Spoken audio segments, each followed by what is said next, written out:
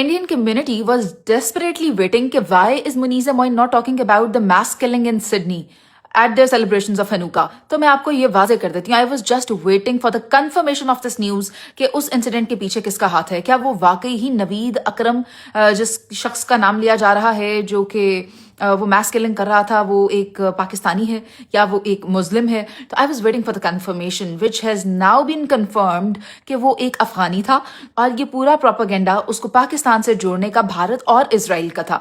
اس سے پہلے یہی پروپیگنڈا امریکہ میں بھی کیا گیا ہے اسرائیل کی جانب سے اور بھارت کی جانب سے جب افغانی اس انسیڈنٹ میں ملوث پائے گئے جو امریکہ کے واشنگٹن ڈی سی میں ہوا.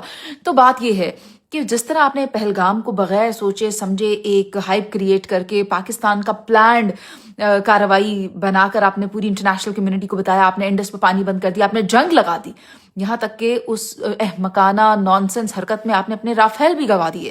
تو اب آپ وہی انسیڈنٹ آسٹریلیا سڈنی میں جو پیش آیا میس کلنگ کا, اس پر بھی پاکستان کا نام لگا رہے ہیں. آپ کو یہ غور کرنا چاہیے کہ انٹرنیشنل کمیونٹی کو آپ بیوقوف نہیں بنا سکتے. Now is the era of 5th generation warfare اور ہائی ٹیک گلوبل ہم ایک دور میں رہ رہے ہیں, اور اس میں آپ کہہ دیں بائی دا وے کہ یہ پاکستان نے کیا اور وہ جو آدمی نوید اکرم ہے اس کا تعلق پاکستان سے ہے, so that is highly stupid of yours.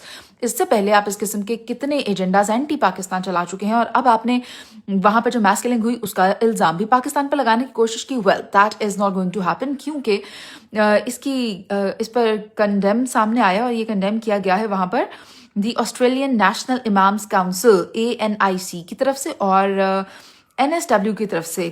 Australian Muslim community اس بات کی تردید کر رہی ہے کہ یہ جو ایونٹ ہوا ہے یہ بہت ہی غلط تھا اور اپنے کانڈولنس پیش کر رہی ہے ان تمام جیوش کمیونٹی کے ساتھ جن کی دل آزاری ہوئی ہے, جن کا لاس ہوا ہے, اور ان کو یہ کہا بھی جا رہا ہے کہ آپ کوشش کریں کہ ویجیلنٹ رہیں, ایکسرسائز کاشن اور ایک دوسرے کا سپورٹ کریں اس مشکل کی گھڑی میں.